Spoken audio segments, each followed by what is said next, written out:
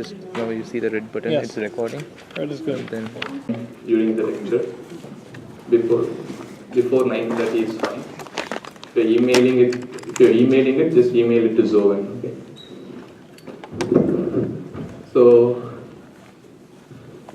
after the first day of class, I received a lot of emails from your people about how difficult this course is, and if you would be able to manage it along with your current work responsibility and family and stuff. And so what we did was I just had a discussion with the TA, and we have made some logistical changes to the course to better adapt it to you people. Let's see if it really helps you. We'll just highlight the important changes that we have made. The first change is with respect to the projects. So you have we have 5 projects, and now it's going to be, you can actually if you want, you can just submit 4 out of the 5 projects, okay, which is a big thing actually. This is the first time ever it's happening in 537, okay. So you can actually submit just 4 out of these 5 projects, and if you do so, we would be weighing your exams, okay, weighing your exams to be 50% of the grade. Each exam will take 25% of the grade. It's just you're saying I'm not able to do a project due to time commitment, but still I can prove you that we have really understood operating systems in the exam. So if you take the route of 4 out of the 5 projects, then your exams will be 50% of the total grade. So each exam would be 25% each, okay. And again, if you did all the 5 projects, okay, and also the exams, at the end it will be the better of the two, in the sense, okay, makes sense.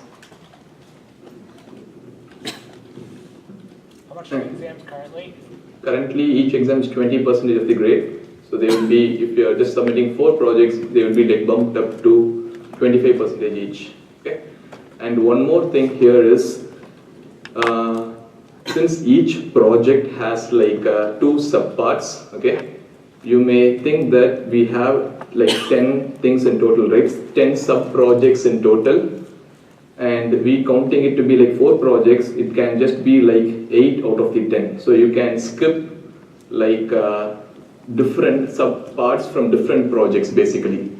You can just do, let's say, P1B in this project, and you can just do, let's say, P2A in the next project or something like that. You can just skip 2 subparts, but it can be from any project. Are there any questions about this? Any clarifications? So, if you do that, you only do the 8 out of 10, that makes it so that is the same thing as the exam is not 50%. Exactly. So it's the same thing. I'm just saying by skipping a project, it does not mean that you should just skip a whole project which has 2 parts. You can skip 2 parts of any project in total out of the 10 parts. Yeah, that's exactly the same. So if you do that, your exams will be weighing 50% of the grade. Do the projects build on each other in any way? So if we skip one in the middle, will we need that to do a later project? Yeah, that is a very good question. Will the projects build on top of the previous projects? I will give you a high level overview of how the projects are organized. But the answer is for half of the projects, yes. Mainly for the XV6 part, yes. So then, if we skip one of those, would we get a working copy of that we could do a later project, or? Yeah. Okay. So whenever we need, for you to build on top of something, we will provide you the working copy to everyone, just to make sure that everyone starts at a consistent working copy. Okay. Yeah. This is just out of curiosity, but if you do 9 out of the 10 parts, is it then 5% more exams? Yeah, we can figure that out. These are edge cases. We can definitely figure it out. We haven't thought about those things. Okay, we can figure it out. When that case comes, yeah. Okay. But mostly it will be whichever way you get the most points would be taken. Okay. So, and one more thing is like we really know like which subparts of each project are like students face the most difficulty with, and for those subparts you can actually work in teams. Okay, you can work in teams of 2 or pairs. Yeah, you can work in teams of 2 for difficult projects. We'll let you know which are those projects. And along with that, we also have 10 late days. 10 late days. If you saw, like we had that thing, no late work is accepted in this course, no exceptions. After the first week of class, I just like removed those things because those are for the UW students. But I understand like it may be difficult for you guys, so we just removed that, and you have like 10 late days for all the projects in total. Okay, but for one project, maximum you can use like 3 days. 3 days per project max. You can't like just store all your late days and then just use it for the final project because that wouldn't work. Is there a penalty for using late days? No. So these late days are like free. You don't have like any penalty. But after this, your project wouldn't be graded. In the sense, if you're submitting project 1 after 3 days, we wouldn't accept that submission basically. So the late day here is like you can use those late days to have it to be the full graded project. Okay. Okay.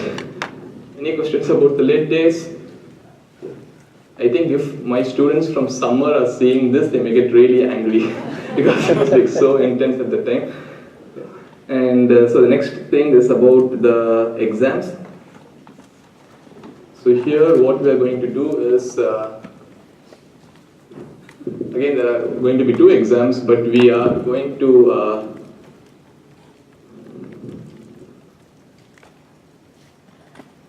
so if you see here, the midterm is on October 22nd, right? So on that same week, you will have an alternative exam even before that during Zoven's office hours. On Thursday, there will be an exam from 5:30 to 7:30, and even the midterm exam initially had it like sometime at 7:30. I got some feedback from you guys saying like this like too late because you will start working at 8 a.m. in the morning. And so we are also moving the midterm exam to be from 5:30 to 7:30. Okay. So midterm exams from 5, and I just had the timing because the university had fixed the final exam timing from 7:30 to 9:30 or something. That was the reason I just used it for the midterm. But then after I understood that this was a reason, so the midterm is from 5:30 to 7:30, and you will have like 3 different sittings where you can take in one of them. It will be Thursday before this Friday and the Tuesday after this Friday basically. Okay, and it will be during Zoven's office hours. Those 2 exams, the alternative exams, would be during Zoven's office hours. Okay, we will send you like more details about this, but again here, even if these 3 days doesn't work, just feel free to like contact us, and we can even set up like separate appointments. But for that, you need to like mostly come to the university. You need to just come visit us and write the exam in our offices or something. Okay. So those are the things about the exams, and similarly we will have like alternative sittings for the final exam too. Will that one also be from 5:30 to 7:30? Yeah, I'm not very sure if I can do that. I just want to like confirm with some people at the university, and then if possible, definitely we will move it to the beginning, to like as early as possible. Okay. Then the last thing is about the worksheets, and for these worksheets again you are going to have like you may utilize you have 15 worksheets in total, so you may utilize 10 late days in total. Is that like a per, like, is it 10 worksheets, 10 per project, or just like 10 altogether? Yeah, 10 altogether. So 10 is no, so okay. This 10 late days are just for the projects, and these 10 late days are just for the worksheets, okay? And within that, you will be having 2 days per worksheet maximum. Okay, it will be like maximum 2 days per worksheet. And finally, we may even like drop one worksheet, or maximum 2. I'm not very sure as of now, but maximum 2, but 1 or 2 worksheets will be dropped. Okay, at the end, the lowest graded, the lowest points on those 2 worksheets will be dropped at the end. Yeah, so these are the changes we have made. We hope like these. And one more thing is about the, I'll just explain about the projects. So in the projects, usually the way we organize it is like there is some core part to every project, which you should definitely do to understand that particular concept. But on top of that, we have some additional, let's say, some 2 to 3 parts, which are usually difficult parts, okay? But here, if we, usually now we try to focus mainly on the core part, and in these parts, if we even like, if we think like some things are really difficult, we may make them as extra credit or something like that. We really don't want to discourage people who are like, who really want this course to be challenging and who really want to learn a lot about operating systems. So we are not toning down the projects in any way, okay? But we may like we have not decided like what we can do with that, but as of now, we are thinking of like maybe it can be like some extra credit opportunity or something like that. But the difficulty of the projects would remain the same. I mean, with respect, because we provide all these other things. And just for you to understand how the projects are, okay, let's talk about the Linux part of the projects, okay. In the Linux part, if this is project 1, 2, 3, 4, 5, based on previous experiences with students, if this is like, let's say, difficulty of 10, again, if this is difficulty of 1, okay, 1 is actually pretty difficult. P1A is actually pretty difficult, okay. So P1A somewhere falls between like here, I would say like between 8 or something, because it is the first time most of you like would be coding in C and things. And for 2, it may be even higher, maybe maximum, maybe for 2. And for other things, it is actually pretty low down. Like this is based on the data from the last semester, like how much students we found during office hours and the way it was like this. So you can use this for some thing. So this is the Linux part, okay. And if we are talking about the x86 part, P1, B is somewhere here, maybe 2 or something, because here you are not really doing anything, you are just creating a new system call based on a previously existing system calls. But the idea here is to understand stuff. Understanding requires a lot of things, but here I'm writing about how much time it may take or something like that. And 2 would be somewhere here. This is for the x86 parts. 3 maybe somewhere here, but 4 and 5 are like pretty toned down again. Like somewhere here and somewhere here. So again, this is from the students' ratings from the previous semester, okay? Like how difficult they felt. So this is how XV6 projects are organized. So based on this, now you may even like come up with some good algorithms to like pick the 2 things that you may want to like skip or something like that, okay?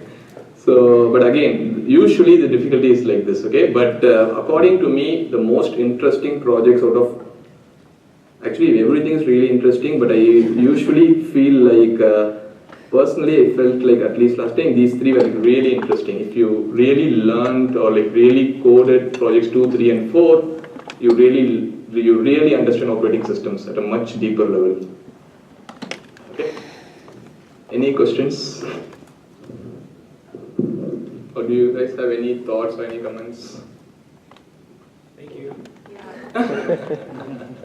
Welcome. Keep track of all this. Pardon? How are you going to keep track of all this? I just mean. So again, like it's a lot of work for us, but that's fine. We will make sure that we will come up with some way.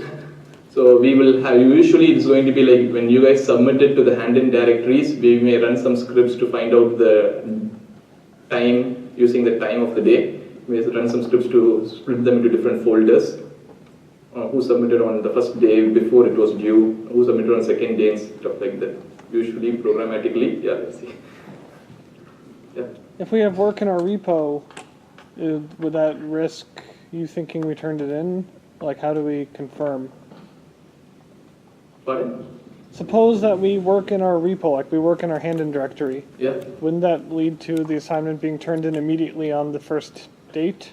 Is there some signal? So it would be like the time that is recorded there will be the last modified time. So we'll let you know more details about this, but as of now you need not worry. Maybe we may even like stop submissions on that day of whenever it is due or something. We will block the hand-in folders, and later we may just ask you to email us or something like that. We Put a can figure different out those folder. details. Okay. Okay, and again, for the worksheets, you may feel free to like from next week. I think we are also going to have like a hand-in directory for the worksheets. So you may just submit it there, or if it is better for you to print out and give it here, it is better. Anyways, we are going to take printouts of your PDF that you are submitting. So either way, you can submit it in class or in the hand-in directories. Okay. And some, like a few students came at the beginning of the class and they told me like they already dropped the class, and based on these changes they may want to like re-enter the class. So if you have any of your colleagues or friends who already did that, and if they want to like re-enter the class again, you may ask them to contact me or this person called Nikki Lemon. If they can send an email to them, I think she can just add them back to the class or something. Okay. Okay. What were your thoughts on worksheet 1? Was it like, how many of you felt it was useful for you to understand whatever we discussed in class and maybe some prerequisite knowledge? Please, yeah.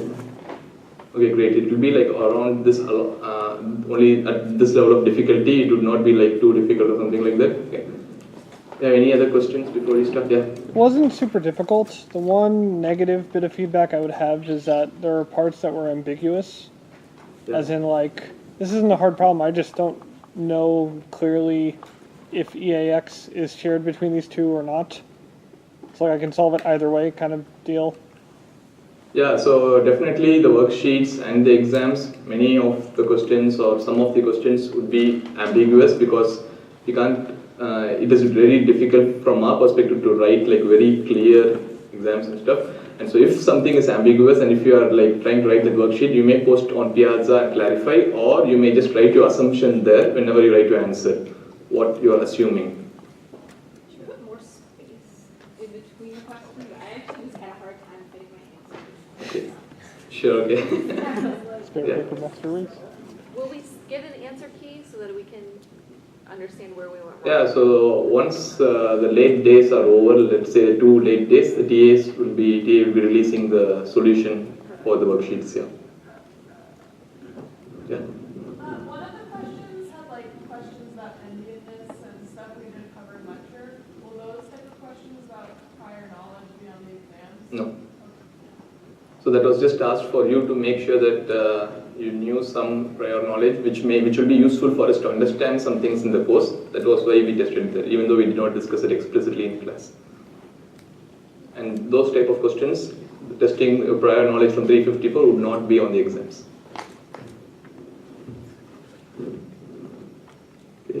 Okay, I think let's get started. And if you need like any more or any other accommodation or any other form of accommodation, please email me, okay?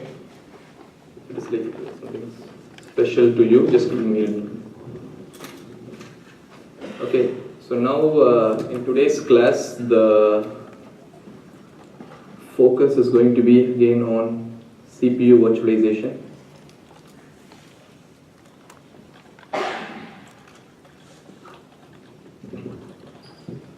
Just like before we start today, like a review of whatever we just learned in last class.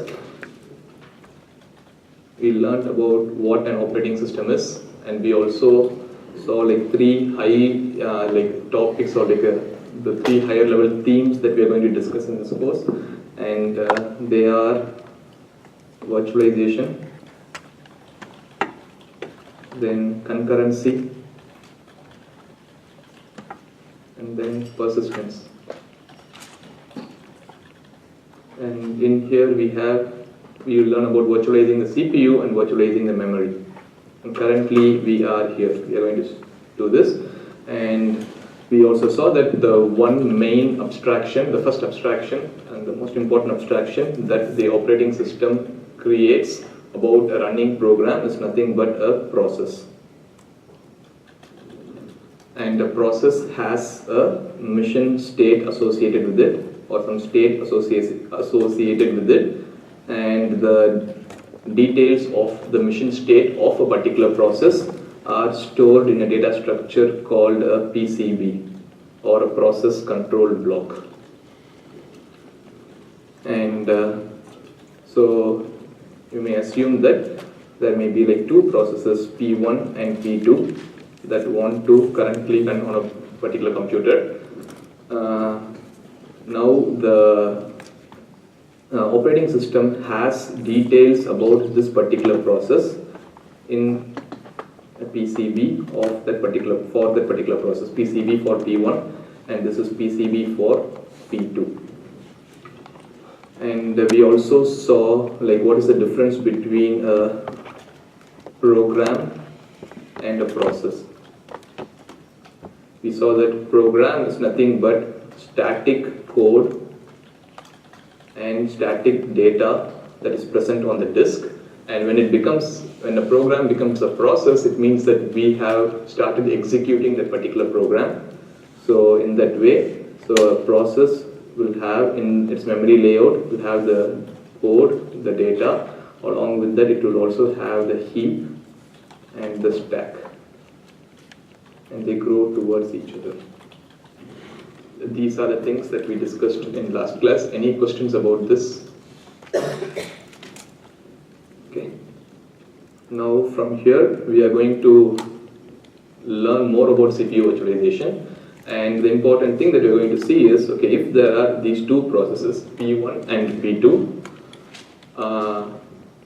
how can these two processes run on this machine like at the same time? By at the same time, here we don't literally mean at the same time. If we have a single CPU, here we mean like the operating system is going to help switch between these two processes, P1 and P2, so that from the user's perspective, it seems like those two processes are running at the same time, but internally the OS is doing the job for us. And it is more like if this is CPU, state of the CPU, and if this like the time axis, if it goes like this, then it's more like at time 0 it started running P1 and it was running it till time 1. Then maybe it still schedules P1. Then again maybe now we just switch to P2. Then maybe for 2 time units it runs P2. And then some pattern like this continues. Okay. And we are assuming, again, here we are assuming we have only one CPU. The basic assumption is we just have only one CPU. Okay. But whatever ideas we are going to learn for the single CPU, we can easily extend it to multiple CPUs. Okay. The next thing that we are going to see is how does the scheduling happen?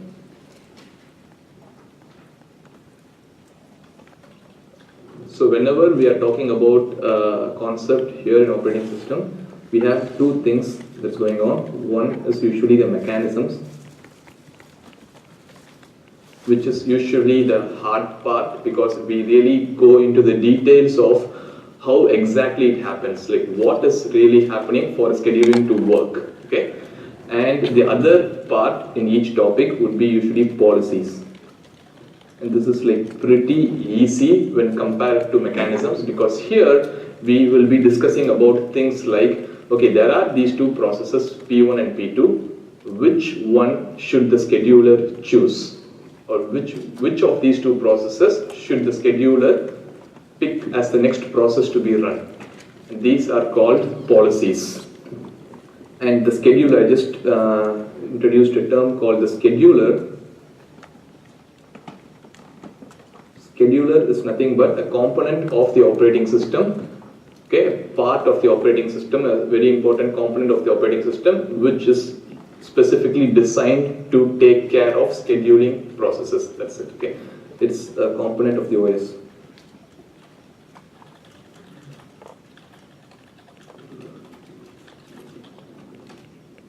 Then in scheduling under mechanisms, we are actually going to look at two things. Okay, the two things are, first thing is called a limited direct execution. I will try to explain what this means in detail in some time. LDE just stands for limited direct execution, and the other mechanism that we are going to look at is context switching. It's called a context switch, very similar to we may be talking about a particular topic with someone, and when someone comes and interrupts us, we just like our brain completely switches from that particular topic and we just start discussing completely different thing with that person, and once we are done with that person, we may like resume whatever you are doing before, right? This particular process of like on computers, this particular process of switching between processes is called context switching. So we'll be discussing about the mechanism about how this really works on computers. And under policies, we are going to look at a lot of policies like first come first serve or round robin, shortest job first. We'll be looking at a bunch of these policies. Okay, so this is the high level idea for today's class. So the three parts that I'm assuming them to be are, this is part 1. We're going to discuss this in part 2, and all the three parts are actually very interesting, at least according to me. Okay. So we have these three things. Okay, 1, 2, and 3 are the three main things that we're going to focus in today's lecture. Okay. So let's start with part 1. And one more thing I forgot to mention is, like, I read your feedback about the pace that we are going. I think no one, or like except like 1 or 2 of you, no one told like we are going in a very fast pace or something. I think I will be maintaining the pace that we did in the last lecture. Okay, but again, but we will be continuing. I will be collecting like feedback regularly, so we may again alter it anytime. Okay, so this is the thing, and then now let's start with the limited direct execution. Okay. First, let's just talk about the direct execution part of this. Okay. Okay, the high level idea here is, okay, now we are going to design an operating system, and this operating system is trying to virtualize the CPU among multiple processes that are currently running. How can we do this in a very efficient way is the question here. The high level question is, how can we, the question here is, okay, how can the we, or like the OS, okay, how can the OS efficiently virtualize the CPU? So this is the question that we are going to ask. By efficiently virtualizing the CPU here, the important part is efficiently and virtualizing. Okay, the OS may virtualize the CPU, let's say by building like a layer on top of the CPU and making the programs run there, and in turn sending the instructions to the CPU. Like, it's basically saying like we can virtualize the CPU by actually not allowing the programs to run directly on the CPU, by building some layer in between, something like that. But if we do that, again, the programs are going to get affected because the speed of the programs will definitely decrease. Instead of running on the CPU directly, they are running on some virtual layer in between. So the important thing to virtualize the CPU is the operating system should allow all the programs to just run on the CPU directly. Okay, the operating system should just allow the user level programs, or the programs like the word processor or a C program that we are writing, to just run on the CPU directly. So that is the direct execution part. Just allow the programs to run on the CPU directly. But there are some issues here. Let's assume if this is the CPU, okay? This is the CPU, and we have the OS, the program OS here, and we have, let's say, a program P1 and another process P1 and another process P2 here. Let's assume when the CPU starts, okay, OS is the thing that is there in the CPU, okay? And the OS, the scheduler of the operating system, decides to run P1. So since we have the direct execution, now OS is removed, okay? Is placed outside the CPU, and then the process P1 is now scheduled. Now P1 is the one that is running currently on the CPU. Okay, so when P1 is running on the CPU, do you see any problems with this? Yeah. Don't we still need an OS? Pardon? Don't we still need an OS?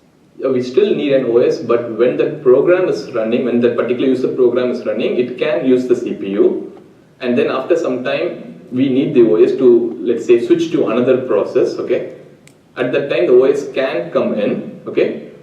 Can take control of the CPU, and then just choose the next process to be scheduled, which is P2, and then P2 can run directly on the OS. So the order would be, usually, if this is working properly, the order is going to be OS starts, then chooses P1, then again OS comes in, chooses P2, then again OS comes in, chooses P1, or something like this. Like a pattern like this just continues. But do you see any problems here? Oh, I was just going to ask, is there always a requirement that we have to have the operating system come in between each process? So that's a very good question. Is it the operating system's requirement that the operating system should come in between each process? Is the question correct? Yeah, can someone try answering that? I guess could we try to determine ahead of time what order the process will run in to not have to switch as often? We can do that if possible. It's possible, but let's see. Yeah. I think you would want to have the operating system intervene because you don't want other programs to have access to the actual CPU. Like, because the CPU runs in user mode, it has restricted access to things that the operating system wants to maintain control of, so it doesn't screw up other programs. Very good. Any other answers? Yeah. If you let one process, so you probably need the OS, because if you let one process like jump to another process, who's to say it's going to jump to the right place in the other process? Yeah, there are a lot of issues there. If we say like if we can switch from process P1 directly to process P2, then it's more like the decision comes from process P1, right? P1 decides which is the next process to run. In a world where like everyone is good, it may work, okay?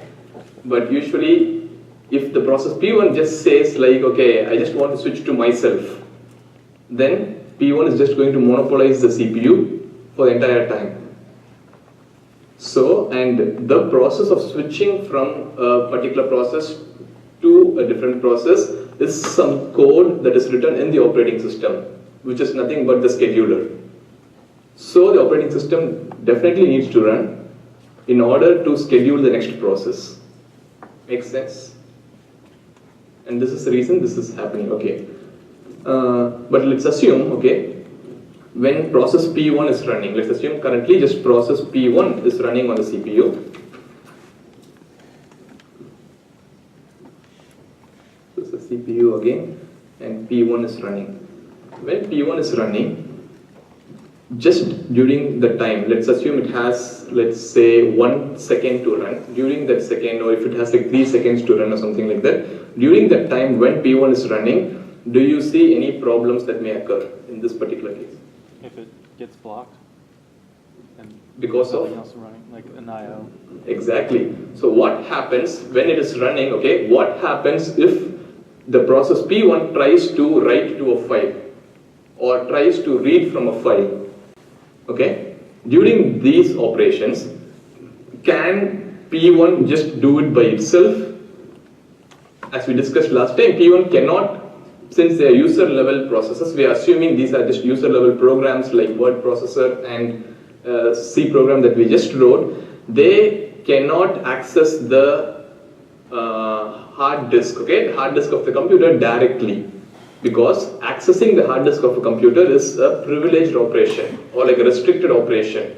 And so since these processes cannot access the hard disk directly, what can they do? What can P1 do in order to write to a file? All it can do is just ask the help of the operating system. Okay, all P1 can do to write to a file is just ask the help of the operating system. And the way P1 asks help to the operating system is nothing but by the use of some functions called system calls. Okay, system call is the mechanism using which P1 requests some help from the operating system. It basically says, I am trying to, if you do a printf in a C statement, what is happening internally is the C program, just the printf actually will get converted. So I'll just explain that right now. Okay. So let's assume if this is your C program, okay, C program, and you call a printf. When you call a printf with some things, immediately there is something called glibc, or the C library basically. Inside the C library, where the definition of printf is, internally this printf will actually invoke a system call called write, which you are actually using it in your P1A directly. You can also use the system call directly in the C program, but this is how printf works, okay? Is that what the compiler is doing then, basically, on different operating systems, turning that C call into the system level calls for each OS? So if you're running like C on a Mac versus Windows versus Windows. Yeah, it is not the compiler. It's like this is still at the C level, in the sense the glibc is the C library which is written in C. So there you can go and see the definition of printf, but at some point in the printf function, it will be invoking write system call. But the compiler is actually converting that write to the lower level binary code. Makes sense? So here we call write, okay? Here we call write, and this write is a system call. So now this write can't, we are at the, this is the user level, okay? We have like two levels here. This is the user level where the user level programs run. And after this, when the write is called, immediately this is called the kernel level. Okay, the kernel level is nothing but there's only one program, and that is the operating system. Okay, and here when you move to the kernel level, this immediately, this particular process is called trapping into the operating system. When you call a system call, immediately the user program traps into the operating system. Okay, once it traps into the operating system, here at a very high level, the operating system, we can assume that the OS has some definition of this write system call. Okay, this code is inside the operating system. This is at a very high level because we will go into much more details about how this happens, how a system call happens. Okay, so at the high level, OS has this definition of a write system call. It contacts the disk, writes the data for us in a file on the disk, and then we return. Okay, and then the operating system returns to the user level mode, to the glibc, and this return is nothing but it's called return from trap.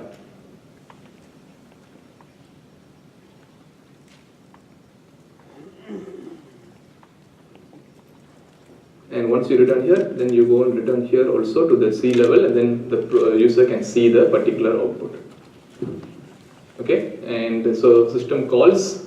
So the first problem that we faced here, okay, the problem number one is nothing but how can we handle, okay, restricted operations when P1 is running. How can we handle restricted operations? And the answer to this is just using system calls or having two different privilege levels. Basically, we are having these two different privilege levels. Called the solution to this is just using kernel mode for all the code that the OS runs in versus the user mode.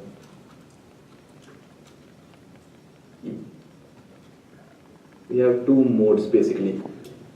So only the privileged operations or the restricted operations can be performed only when a particular program is running in the kernel mode, and the OS always runs in the kernel mode. And with respect to the CPU, okay, it is nothing but just a bit. It's nothing but just a bit here, which says if it is, let's say, 0, it may be in the user mode. If it is 1, it may be in the kernel mode. That's all. From the CPU's perspective, it's just a bit that decides. can this particular program that is running on the CPU currently, can this do this privileged operation? Yeah. I think in one of the readings it said that there were like 4 levels of operating. Yeah. So the actual implementation details vary. So here we have like just zero, I just showed you like 0 and 1, but in actual operating systems like Linux, or I'm not very sure how it is in x86, we can check that out. But there we have like 4 levels, 0, 1, 2, 3 or something like that, where it will be like the levels above 2 are kernel levels. They will have like multiple things there, but usually even in those operating systems like Linux, those in-between values are not used basically. Only the values that we use are only 0 and 3. Okay, very good question. Any other questions about how we just solved the... So okay, the way we solved this, the way we solved this problem, we definitely required help from the operating system, right? Sorry, from the hardware. The hardware is the one which actually provided this bit for us. By hardware, in this class we're going to discuss this term called hardware a lot of times. Whenever we say hardware, you may assume that we are talking about the circuitry, that is the chips that we have on a CPU. In the sense, all the different registers and whatever, I really don't know that level of detail, but it's just like whatever the logic gates and the registers that are built on top of that, and then whatever circuitry that we have, that is the hardware. And so here we are just talking, without hardware support, we could not have solved this particular problem. The hardware supported the operating system in this way by providing an extra bit called the privilege bit, where we can see which privilege the current process is running at. And let's assume now P1 is running. We can even perform restricted operations using things called system calls. Is there any other problem here? When P1 is running, do you see any problem here? Any other problem? So how can,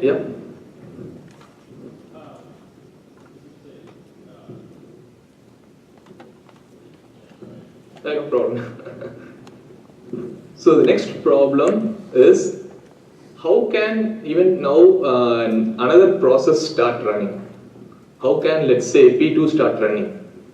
Or even how can, so for scheduling P2, the operating system needs to take control of the CPU, right? Now when P1 is running, how can even the operating system take control of the CPU? Because there is only one CPU and there is like one process that is already running on it. How can the operating system intervene? Because the entire control of the machine is with P1 currently. Does it make sense? You would have to have some means of interrupting the current trap. Pardon? You have to be able to interrupt the trap. Yeah, so one of the questions is we should be able to interrupt the currently running program P1. How can we interrupt the currently running program? Exactly. Again, the help only comes from the hardware in terms of something called, now the problem here was, the problem number 2 was how to switch from, let's say, process P1 to the operating system. Because P1, if it decides if it is an infinite loop, if it is a C program with an infinite loop, it may be occupying the CPU continuously, right? In that way, or in any other time when the process has run for a certain amount of time, we need support from the hardware, and the solution here is nothing but the timer interrupt.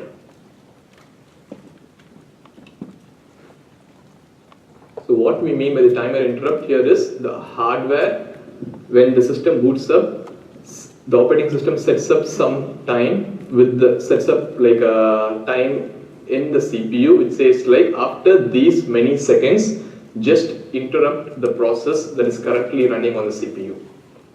So we are just trying to say, let's assume if the time is 100 milliseconds, after every 100 milliseconds, a signal would be sent from the CPU, and that particular signal is interrupting that particular process, and based on that particular interrupt, the CPU immediately the operating system takes control of the CPU. So when an interrupt happens, again the currently running program traps into the operating system. Very similar to how the program trapped into the OS when a system call was called, okay? In a similar way, whenever an interrupt happens, the user level programs really don't know how to handle those interrupts.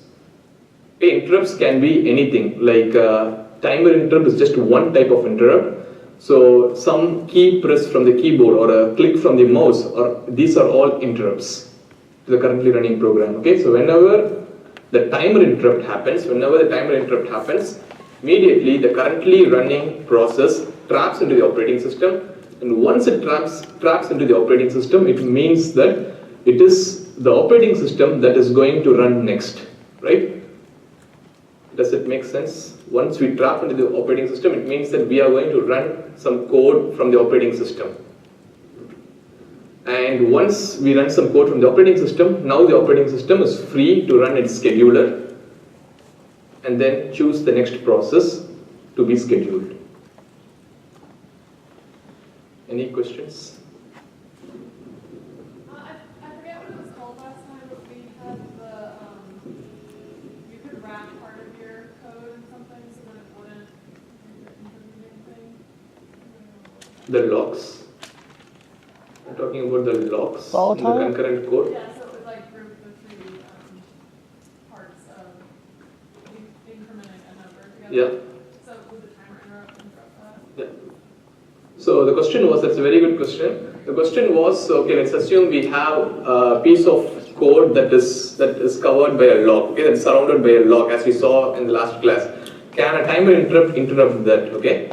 Yes, it can easily interrupt that. Let's assume after executing the first line of code, there may be a timer interrupt, and we would switch to a second process, let's say the next process. And if that process is also trying to execute those 3 lines of code, it would not be able to execute that because we have a lock. And that lock is held by P1 already. And so that process will be just wasting the CPU. P2 will be just basically waiting. At that line, it will be just wasting the CPU. And then again, operating system will schedule P1. Now P1, let's assume, completes those next 2 lines. And then maybe now if P2 is scheduled again, it may be possible for it to enter those 3 lines, or execute those 3 lines. So timer interrupt really does not worry about are you having locks or anything like that. It is just a hardware mechanism where it will for sure interrupt any running program after like some t milliseconds, usually from 10 to 100 milliseconds. Yeah. So mechanically, when we're actually having the interrupts here, what's happening is we're changing the instruction order of one of the OS and it tells the process and goes another one. Exactly. So internally what is happening is, whenever the timer interrupt happens, the instruction pointer, the register's value would be changed to some instruction inside the operating system, okay? And so the operating system's instruction would be executed, and that instruction would be the instruction inside the scheduler, basically. So scheduler would start running, and then you would interrupt. Very good questions. When, like, for the earlier example, when you call into like the write call and you trap there, does that give the OS an opportunity to like switch back to a different process, or will it only ever be at one of these interrupts? Yes, it's a very good thing. So can someone answer this? We saw this write system call, right? In this write system call, the question was, okay, if this process P1, okay, invokes printf and in turn calls write, and then we trap into the OS. At this time, can the OS decide to switch to a different process, or should it only run process P1?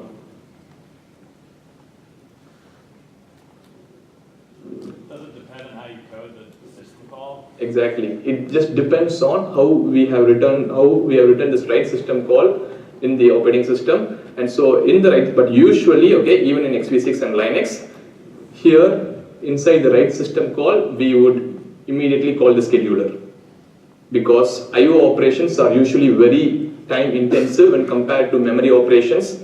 And so whenever an IO operation happens, immediately inside this there will be a function called yield. Okay, there will be a function called yield, which yield just means yield the CPU.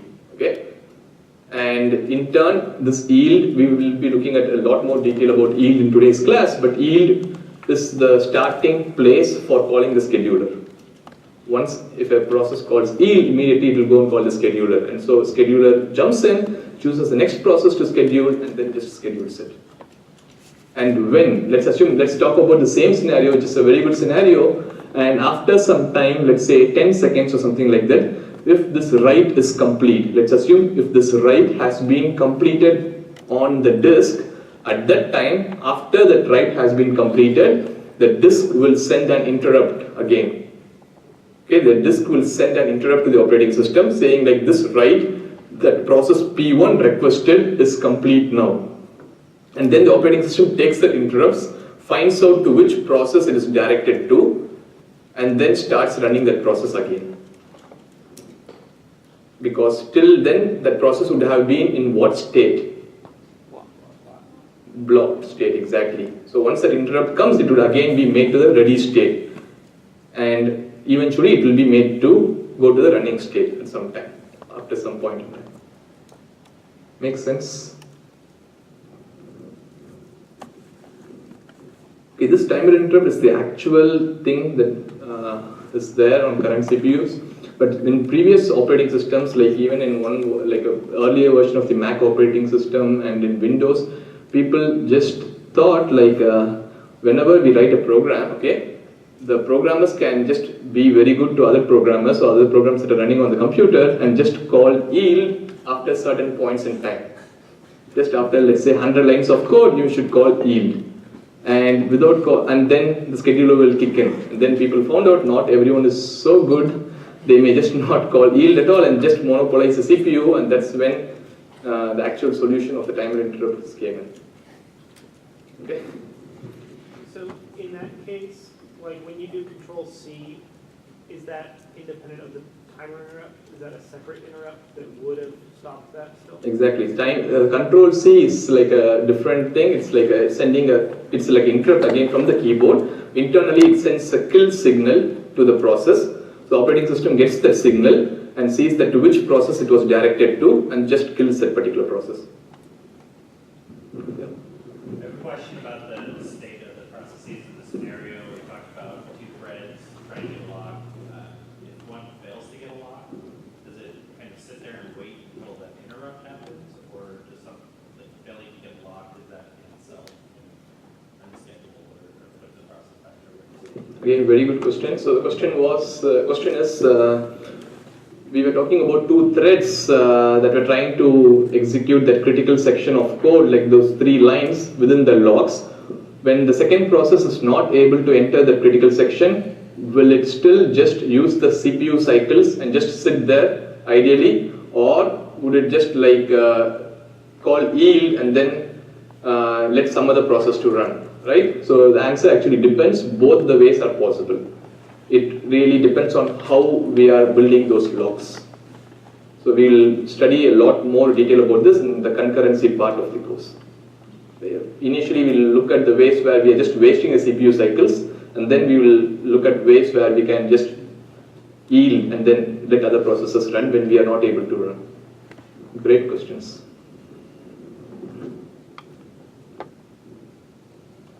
Okay, with this, I think we are almost at the end of I just have like some slides to show you, but maybe we can do that after the break, okay? We can take a 10-minute break right now, and let's continue. When they will be released. Usually, we just make sure that all projects are released on Thursday, and they are due on, I think, Tuesdays, yeah. So until like 11:59. Yeah, 11:59 before 11:59 p.m. on Tuesday. So is there like generally a worksheet every week? Is that Yeah. So again, the worksheets we are planning to have it like generally one a week, but we may like not have it. We might not have it on the week that we may have the midterms and kind of stuff. Okay. Let's continue here. Let's go into a little more detail about what happens when a system call happens, okay? We're just going to go into a little more detail about what happens when a system call is happening. So,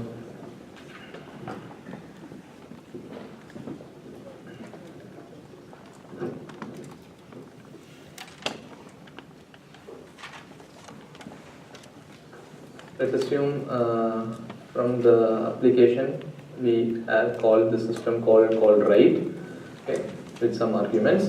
Usually each system call will have a number associated with it. So for example, let's assume the open system call, read system call, write, something like this, right? Usually these may not be the exact numbers, but usually we may assume that this is like 1, this is 2, this is 3 or something like this, okay? And when a system call is invoked, immediately so even here, okay, in glibc when we just told write system call is invoked, internally at the assembly level what is happening is, okay, at the assembly level, the assembly code, there is an instruction called int. Int stands for interrupt, okay, and not an integer. Int stands for interrupt in this case. Int, and you call like some value.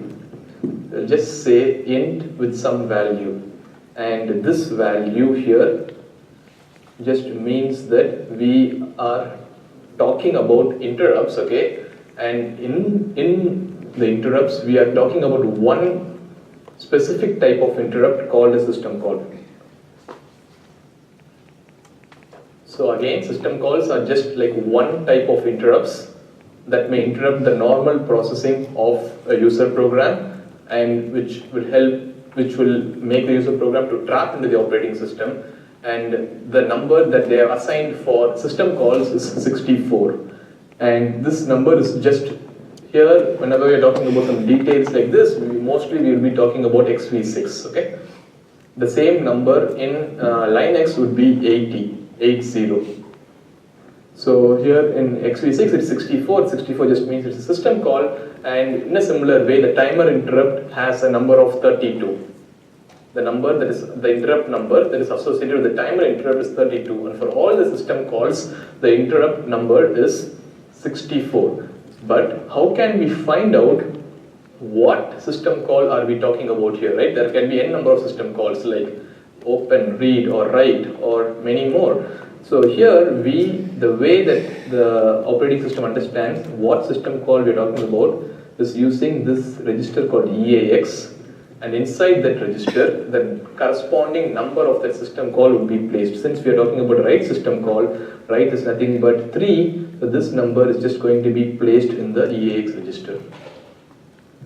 And so when this happens, the operating system understands, okay, here some program has trapped into the operating system due to a system call, and the specific system call that they have trapped in is due to a write system call. This is how it works. Okay, so whenever this instruction int64 happens, immediately we trap into the operating system. Okay. So now when we trap into the operating system, what the operating system does, okay? The operating system immediately runs something called a trap handler. It runs something called a trap handler to handle that particular trap, okay? So in this case, the trap handler that it is going to run will be a syscall handler, will be some function called syscall. Let's assume there is some function called syscall, okay? And inside this syscall, specifically it's going to go and call the thing for write. So this syscall, a function that we're talking about here to handle all the system calls, is one type of trap handler. In a similar way, if we had trapped into the operating system due to a timer interrupt, we would have run a trap handler that is specific for the timer interrupt.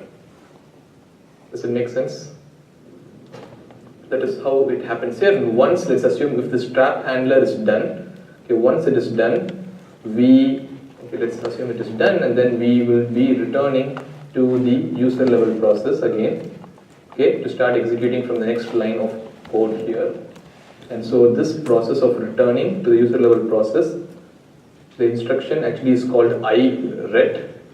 It is like interrupt return. iret just stands for interrupt return, and this is nothing but the return from trap that we saw before. return from the trap. So once this instruction is executed, we return from trap, and even this. So what was a special thing that happened when we called this int64? Okay, after calling int64, we started executing some code in the operating system, but along with that, some other thing happened. Can someone note? Yeah. Exactly. When the int64 was called, immediately the privilege bit was changed from the user mode to the kernel mode, and then only the kernel level trap handler started executing. Okay, because it is a change in privilege level that we are calling a system call. And now again, similarly, just RET, the assembly instruction RET just returns to instruction that was there previously, and this IRET just makes sure that we return to the user level code, okay, to the instruction that is after this int64. At the same time, we also decrease the privilege level from the kernel mode to the user mode. Okay, so these are special instructions. Int and IRET are special instructions. Is it the hardware that's able to set the privilege? So these are, yeah, so these are in turn like some instructions on a particular architecture or hardware, right? And so this instruction, when this instruction is executed, the hardware understands that, okay, this is a special instruction, so I have to set this bit to become the user mode right now, and then start executing the user mode code. That was my question. Okay, great. Any other questions about this? IRET's specifically x86. Yeah, IRET, okay, the things that we are discussing here also like very specific to x86, the IRET, okay, and the int instruction, all these are x86 instructions. x86 is the hardware that we're talking about. Again, it's very easy to get confused between x86 and xv6, okay. x86 is the hardware or the architecture that we're talking about, and xv6 is the operating system that we are using. Any questions? Yeah. You mentioned that Linux uses int80, Yep. where xv6 uses int64.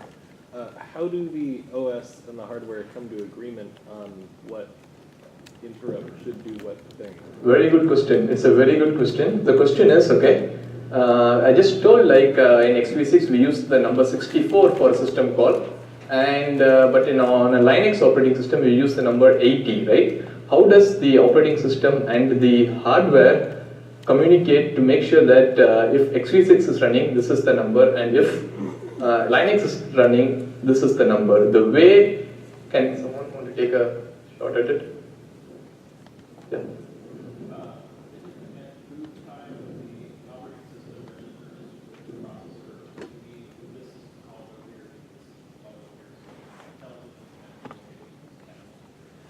Exactly. Amazing. I'm not sure like why you are attending operating systems course, but yeah, but that's like correct. Okay. The thing is, at the boot time, when the system is booting, even before any process starts running on a machine, the operating system registers, okay, certain locations in memory, saying like, okay, for this operating system, for me, the trap vectors, or like this is called the trap handler, right? So these trap handlers are at these specific locations. So when xv6 is running, the operating system, so when x86 operating system is running, the hardware understands that when someone calls a system call, I should call the trap handler number 64. Whenever the number is 64, I should call this syscall. And so when Linux is running, when the number is 80, it should be the syscall. So the operating system just registers this information with the hardware at the boot time, and the hardware remembers it throughout till it is running, that particular operating system. Great questions. Yeah. So you said on IRET we go right back to the assembly instruction after int64. What if, like, the OS were going to send you to some other process? OS wants to schedule some other process. Okay, so if the OS wants to schedule some other process, here once we went into the syscall, you would be inside the write, At that time, write would have in turn called yield, which would call the scheduler, where we would schedule a different process. Okay. This is like here we are assuming that no other process is scheduled in between for simplicity. Okay. Here we are assuming that no other process is scheduled in between, but just like a system, a program, a process calls write, and it finishes its write, and then it returns to the user mode. That's our simplistic assumptions here. So the process doesn't immediately get trapped because it has to set the value of EAX first.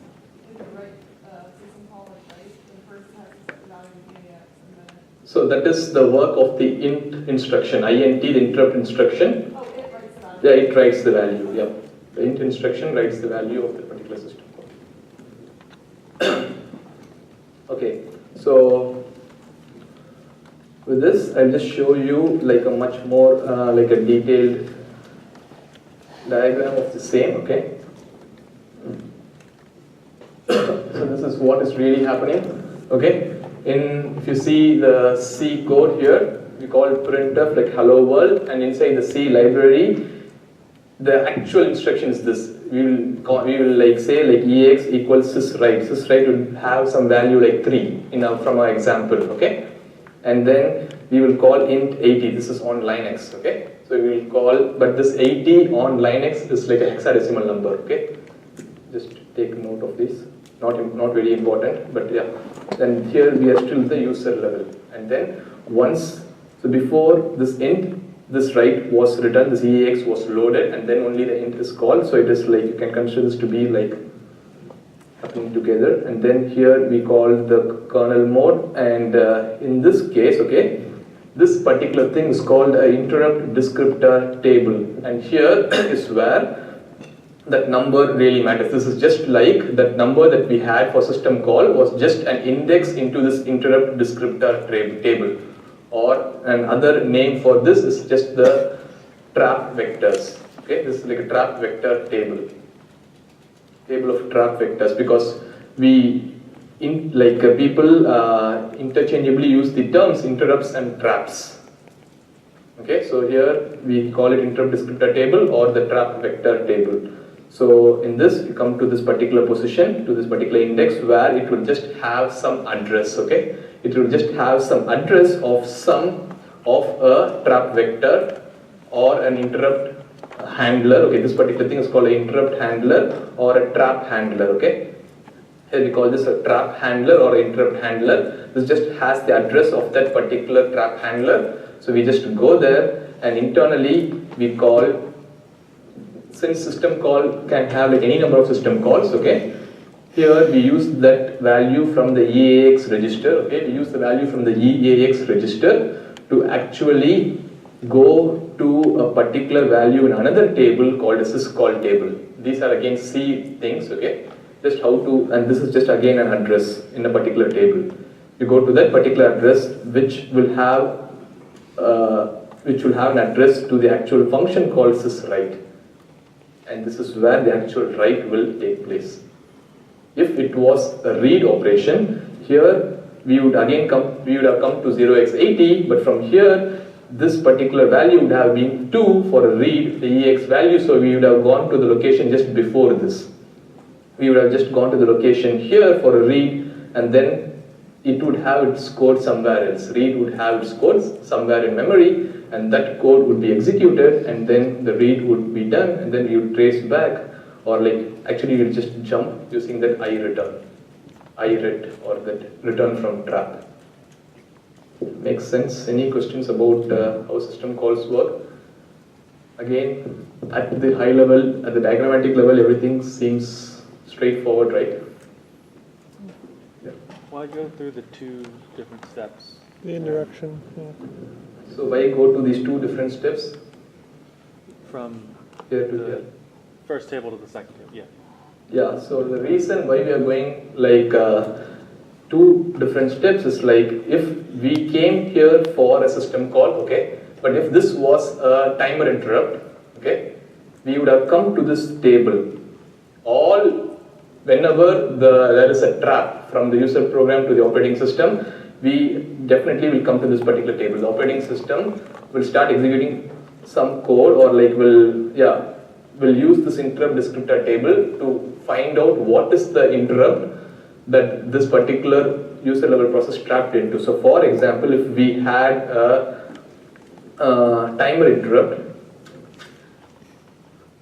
in the same interrupt descriptor table, okay, we would have some other position like this. This is the address where the timer interrupts code is present, and in that case it would have just pointed to the handle timer interrupt or something like this, a code like this directly in that case, because there is only one timer interrupt. But since there are multiple system calls, here we have two levels of indirection. First you come to a system call, first you find out that it is just a system call, and then you go and handle the case for a system call, and inside system call you have multiple system calls, and so you go and use one more table to find out what system call we are talking about and just run that particular code. You could have also done it just using you could have written like all system calls using if-else statements inside the syscall, but that may not be like very good.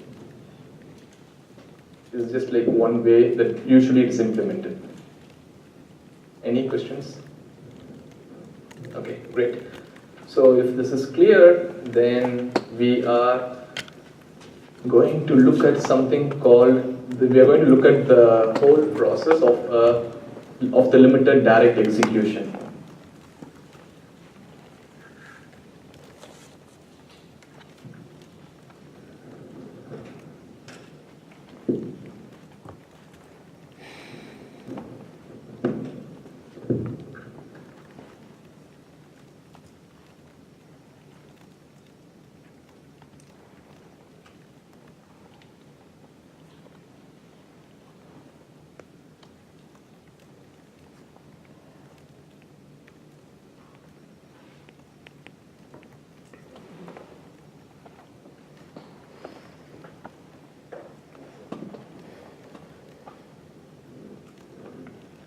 Okay, we are going to look at this.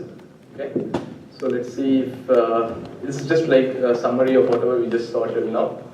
Okay, we initially saw direct execution without limits, which is nothing but OS creates an entry for the process in the process. First creates entry for the process in the process list. Okay, so the process list is nothing but the operating system maintains a list of processes, or it is just a list of PCBs basically.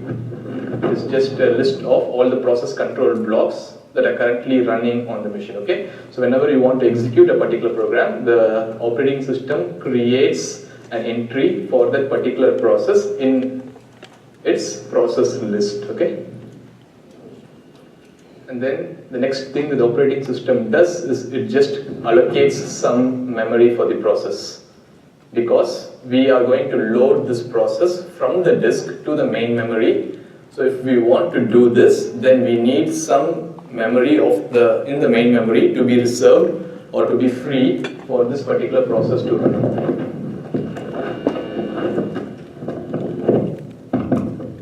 Then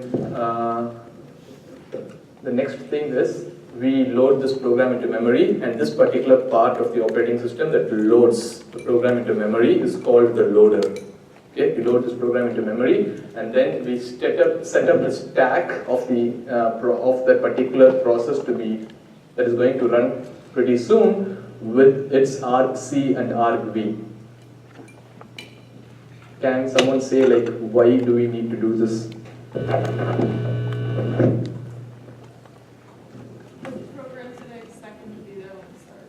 Exactly. So if you think about it, whenever we call a particular function, okay, the function's arguments are pushed on the stack, right? If a function has like two arguments, A and B, those arguments will be pushed to the stack before we actually jump into that particular function. And the function really expects those things to be placed like just above, from wherever ESP is pointing to, it will just expect for the arguments to be there at the top of the stack. But when a main program is running, who places the arguments to the main, which is argc and argv, on the stack? It is nothing but the operating system. The operating system places these arguments for the main program or for the main function, basically. And then it clears the registers so that it starts with some initial state. and then the operating system executes the call to main. Okay. Again, all these slides will be posted online. Okay, you need not worry about taking notes or something. If you want, it's okay, but you can focus just on understanding what is going on. And then once it calls main, now the actual main in the program, in the process starts running, the user program starts running, and then let's assume the user program has finished its job, then it just has a return 0, so it returns from the main. And now what do you think the OS should do after this for this particular process? Yeah, deschedule it, okay. Any other things? Remember, we allocated some memory for this particular process in the main memory, right? In the RAM, right? We have to like deallocate that memory or free that memory for use so that other processes may use that particular memory. So we free the memory of the process and then we remove that process from the process list. OS maintains a process list of the currently running processes. It just removes the particular process from the process list because it is no longer running, or it's no longer in the ready state or even in the block state. It is completely, it has finished execution basically. Okay? So this is just the direct execution part. Yeah.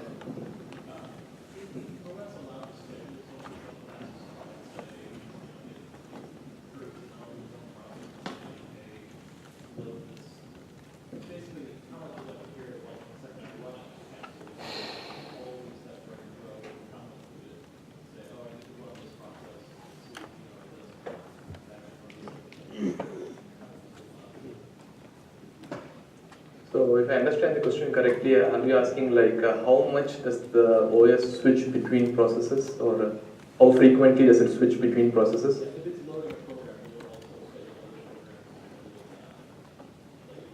the process, when it launches the process, it's going to do all the stuff in one process, or does it actually do that?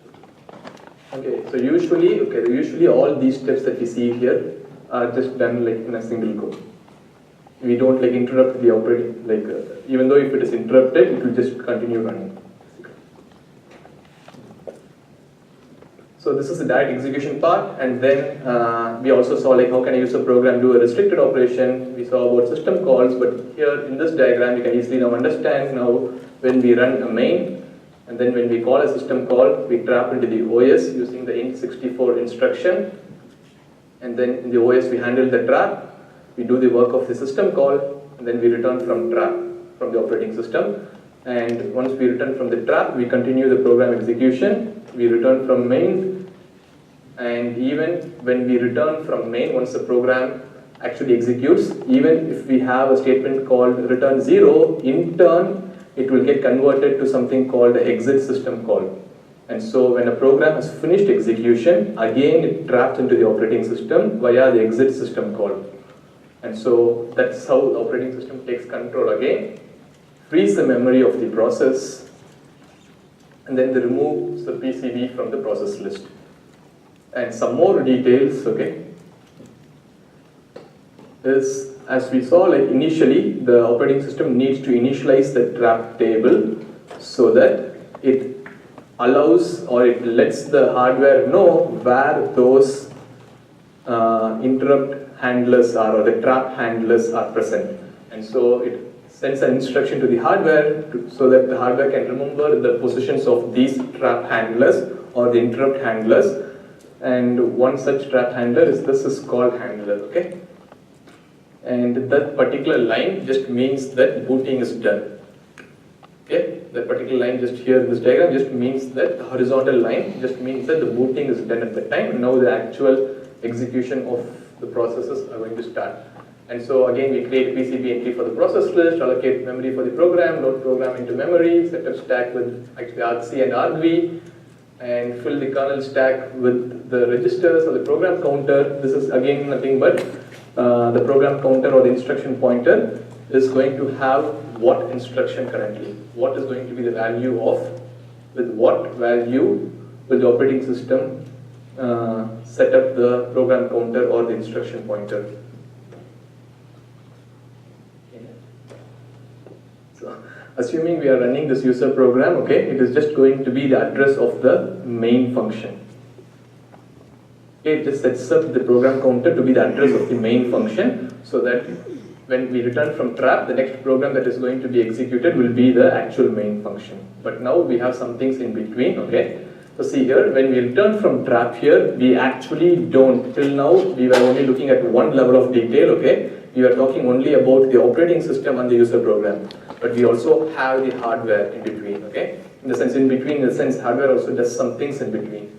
So when we return from trap, now we restore registers from something called a kernel stack, okay? I think it's a good time to pause here because we really need to understand what kernel stack means, okay? Okay. Till now, our view of the address space was like very simple. Till now, we only had, let's say, a user program always has code, let's say data, and it has like a heap, and we have a stack. That's all we saw, right, till now. But this is just a part of processor's address space, okay? By that, what we mean is, if you look at the complete address space of any process, it is going to have much more things like this, okay?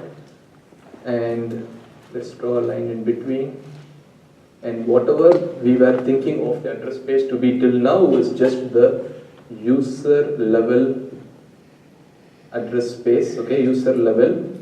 And we are only talking about a single process here, let's say P1, okay, user level address space of P1. And each and every process actually has another part of the address space called the kernel level address space.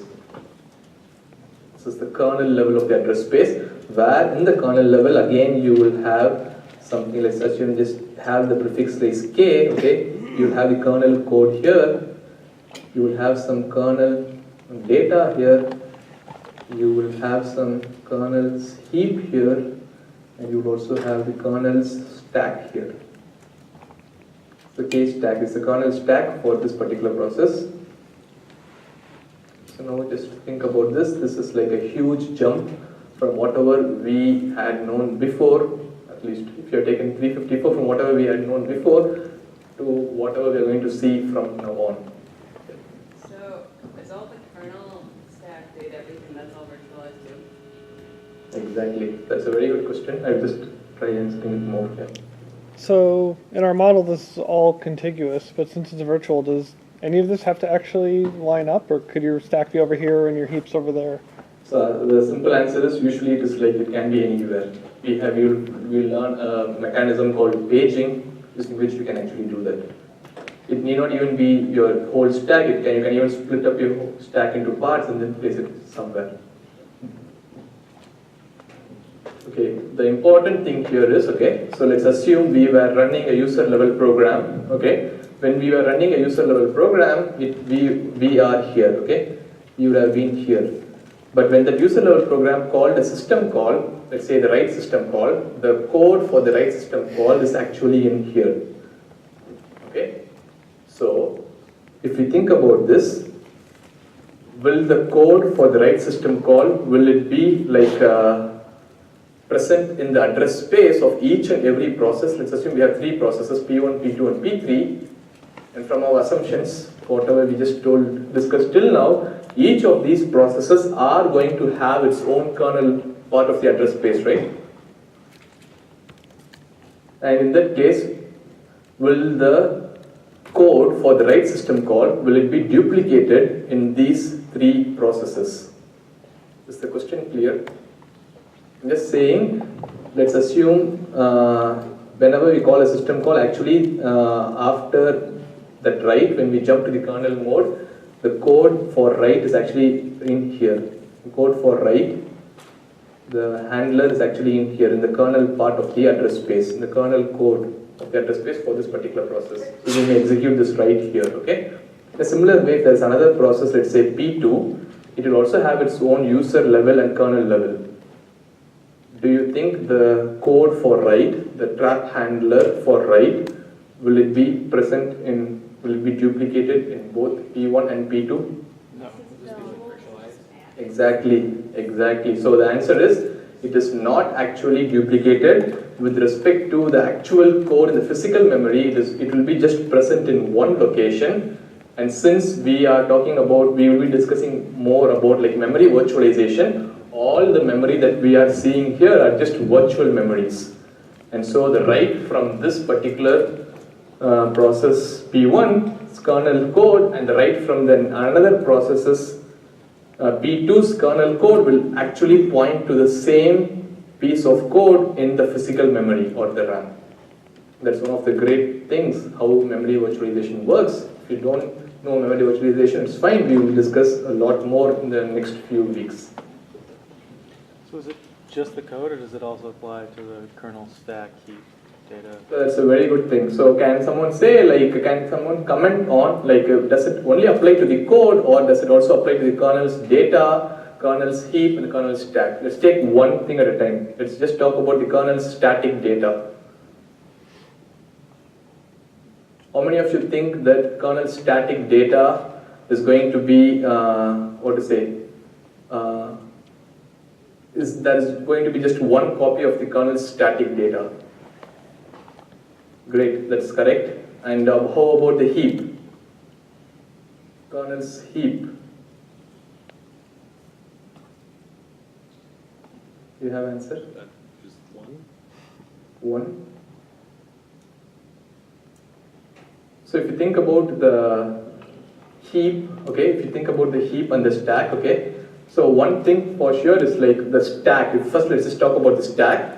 The stack, what do you think? Do you think it's going to be the same or different? I mean, it's the same. Is it even referenceable from the user level, right? Because you trap into the code and then you would just start running your kernel again. yeah, but what the question here is, they're asking, okay, let's assume the two processes P1 and P2, do they have their own kernel stacks in the physical memory? Because you would just start running the OS again. Because you would just trap back into it and you would just start running the process. So like I don't think you need to like store a separate data set for each process. Okay, yeah. But doesn't your process have to do different stuff? Exactly. Different stuff have different needs different stacks. So let's assume we have two processes P1 and P2. P1 may be executing a write system call. At the same time, P2 may be executing a read system call. And they may be using the stacks for their own purposes. So because of that, makes sense? So because of that, okay, the kernel stack is specific to each and every process. Each and every process has its own kernel stack in the main memory, in the physical memory. Okay? You may go and think about, I'm not going to answer this, okay? You may think about what will happen to the heap, okay? It's a very good thing to think about, okay? You may think about, will all the processes share the same kernel heap, or is it going to be per process? Yeah? So if they all share the same code though, and they call the same system call, can you only be using like one system call at a time? So like only one could be running right, and only one could be Yeah, no, so if let's assume P1 and P2 are both calling write system call, yeah. P1 may be running at line number 10 inside write system call, P2 may be running at line number 20 inside the write system call. So you're just using the same static code, but you may be at different positions within the write system call. Okay. Oh, okay, that makes sense. When does that get initialized, the kernel? So like when do you load that code and that data into the memory space? Is that a boot time? So the kernel's code and data will at the boot time, they will be always in memory. They will not even be swapped out. They will be always in memory from the boot time. Yeah. So when you said the kernel code, that's where the write function code actually is. What you meant is that there's a pointer to the code in the kernel code, since it's specific to each process. Exactly. Pointers Yeah. to the kernel code? Yeah, usually they're just pointers, yeah. Okay, so it's not really kernel code, it's just pointers. So for some things, even code can just directly be there, but here we are Can talking. that be duplicated between the processes if the code is there? No, the idea here is like, let's assume we are talking about the definition of the write system call. That definition, actual definition, would only be present once in the physical memory. Right, so it's not specific to any process. Yeah, it's not specific to any process. All are sharing the same code of the kernel. Okay, so it doesn't really belong in like this image where we're saying it's for each process. Yeah. It's somewhere else. So yeah, it's somewhere else exactly, because these are just virtual memories. We'll go into a lot more detail. Is that a question? I was going to ask about when this kernel memory is essentially initialized, what that's like the process creation, when we set up this table of pointers for the process to use. Exactly. So the kernel, the entire address space of this particular for every process, the entire thing will be set up when the kernel creates some memory for the process. We, as we saw in that PowerPoint, allocate some memory for the process to run. This whole memory is actually allocated. Had a question?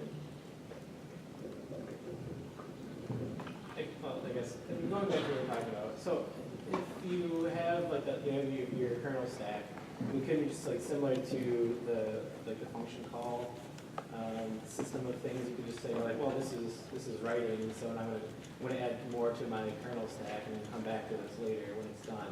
And that way the OS still has just one stack, but it knows where it's storing all the information it needs to be able to. But if you're doing like that, if you are going to share the same stack, okay, across multiple processes, then the concept of stack just goes off. Right? Stack, you should be only able to add at the top. Right. So there should be only one stack pointer which is pointing to the top of a stack. If you're doing multiple things, you're saying like, okay, I may store this. I will store a stack pointer for process P1, I may have a different stack pointer for process P2. Then that would, the stacks. Right, and then you have to like have like a million base pointers. Yeah, like exactly, it's going to be complicated. So that is the reason we are having like separate stacks for each processes. Okay, so this is the kernel level of the address space. Now I think we would be able to go back.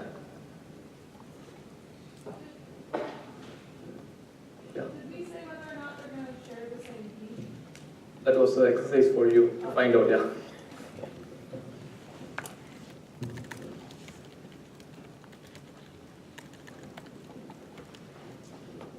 Okay, so what just happens here is like the hardware restores the registers from the kernel stacks, assuming some registers were stored on the kernel stack for this particular process, which is nothing but the context of that particular process. Here, okay, we may not understand it like right now why we are restoring registers, but basically here you may assume that process A is not just starting right now, it was executing previously or something like that. Or okay, I don't think we should assume that because here we are creating that process, so don't assume that. But this is like the set of steps that happen whenever a process is going to be scheduled, okay? This is the piece of code that is going to be executed. So one step in that process is restore the registers from kernel stack, but if you don't understand why that is happening, don't worry, we'll understand in a few minutes, okay? The next step is moving to the user mode. Here we mean like, okay, because we are returning from a trap, now the hardware just sets that bit to 0, okay, because we are returning to the user mode, and then we are jumping to the main. So the hardware, and from the hardware, now the address of the main is just stored in the instruction pointer or the program counter. And then we run main, we run some program, and then we call a system call. Now we again trap into the operating system. So now when we trap into the operating system, the hardware actually saves the registers into the kernel stack. So we have a kernel stack for each and every process. So the value of the registers for this particular process, let's say P1, are stored somewhere. And where is that somewhere? That somewhere is nothing but the kernel stack of that process P1. Okay? We are storing it there, and then we immediately move to the kernel mode because we have just called the int instruction, the interrupt instruction. So we move to the kernel mode. So we jump to the trap handler, okay? We just jump to the trap handler. And the trap handler is nothing but some piece of code in the operating system. So we handle the trap. We do the work of that particular system call. Let's assume write system call in this case. And then once that work is done, we just return from trap. And while returning from trap, now you may understand why did we restore the registers from the kernel stack. Now we have stored, okay, Now we have stored the value of the registers that the process P1 was using on the kernel stack. Okay, now we are returning, we did some work inside the operating system which was handling the trap, and by coming back to the user program, we are restoring the registers of that process P1.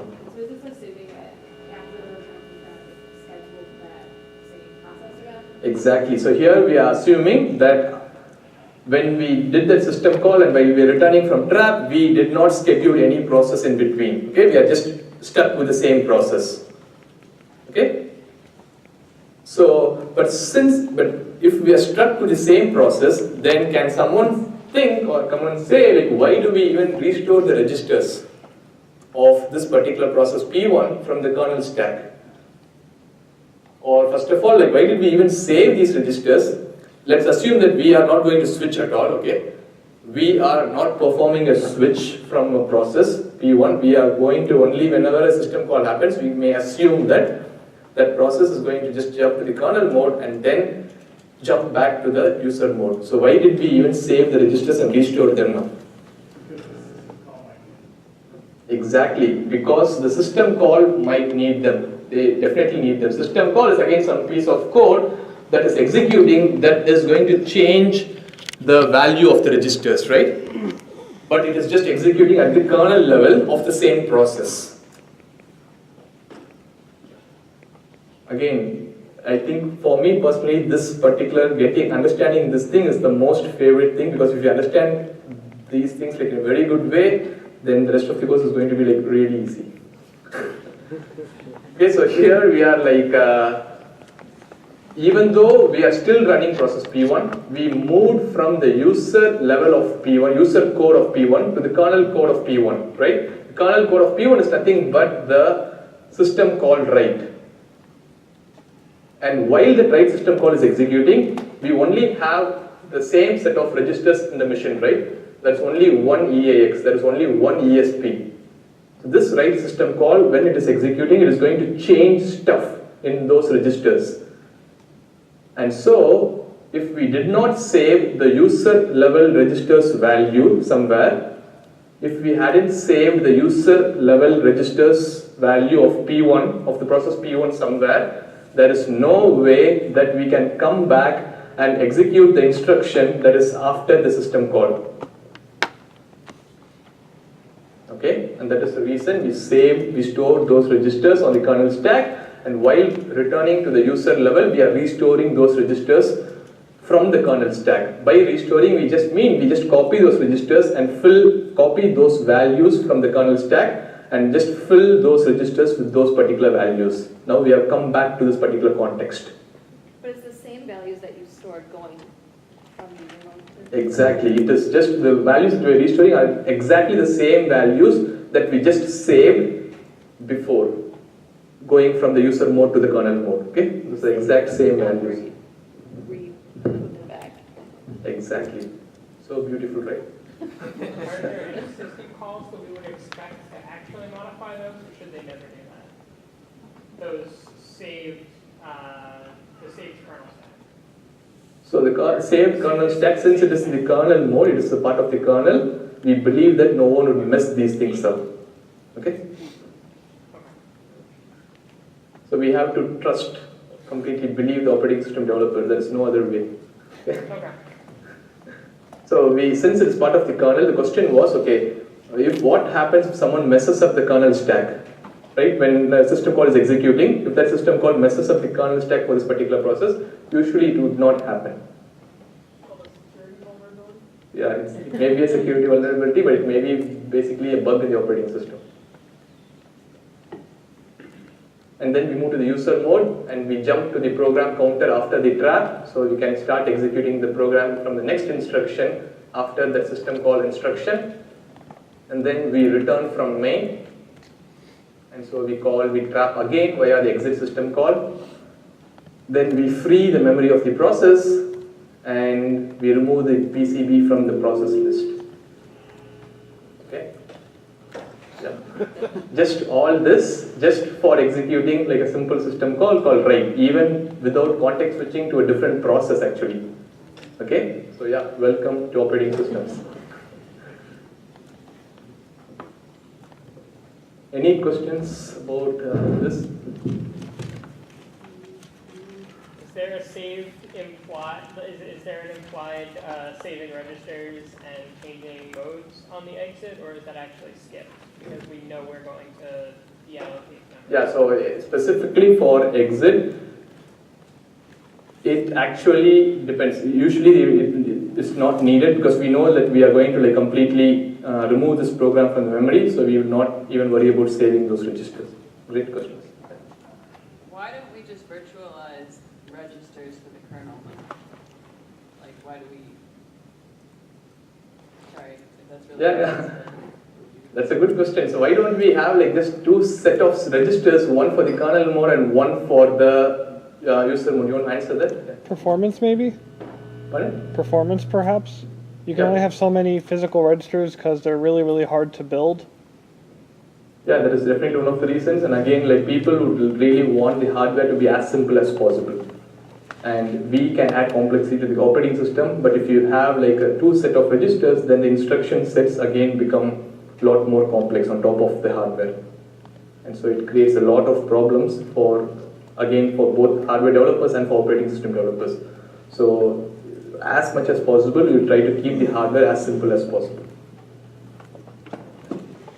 So is the kernel stack part of the PCB of the process, or does it exist at all in the virtual address space for the process, or is it outside of that? Yeah, great question. Again, the kernel stack is a part of the PCB of the process. Yes, it is, okay? Because it is like one kernel stack for each process. The operating system needs a way to know where is the kernel stack for this particular process. Okay? So it is part of the process, I think, and this would be a very good time for me to show you the actual PCB.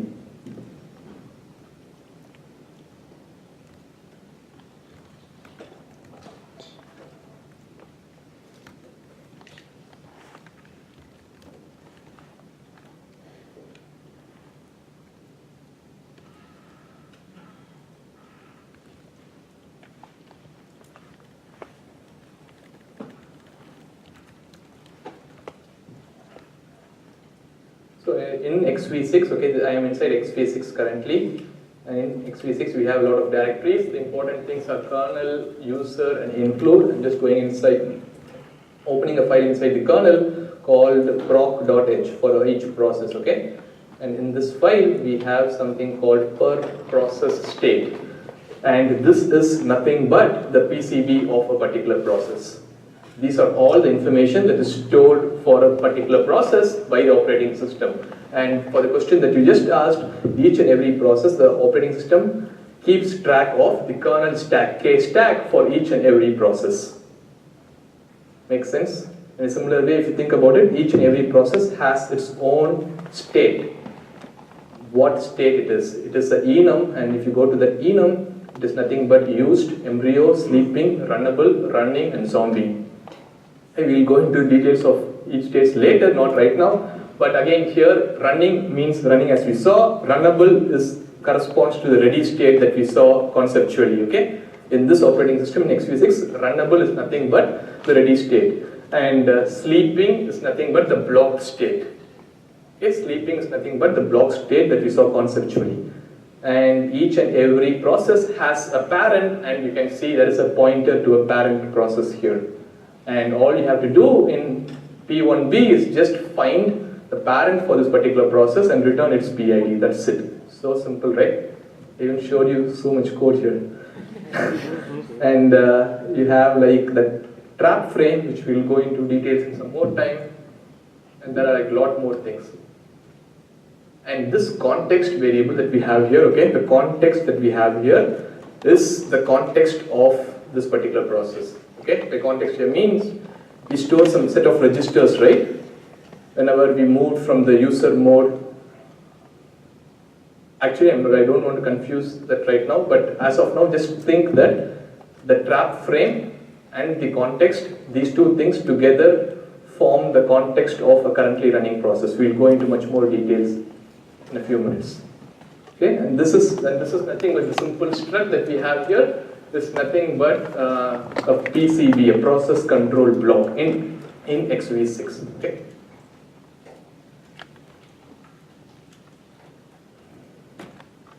yeah, again, I think this may be a good time for a break, okay? We will, or do you want to continue sometime? How many of you people need, I can continue, but how many of you people need a break right now? Or how many of you don't need a break right now? Okay, I think I'm going to continue then. You may take a break maybe after some time, okay? So, we have this, and then, yeah, just finish this, right? Yep.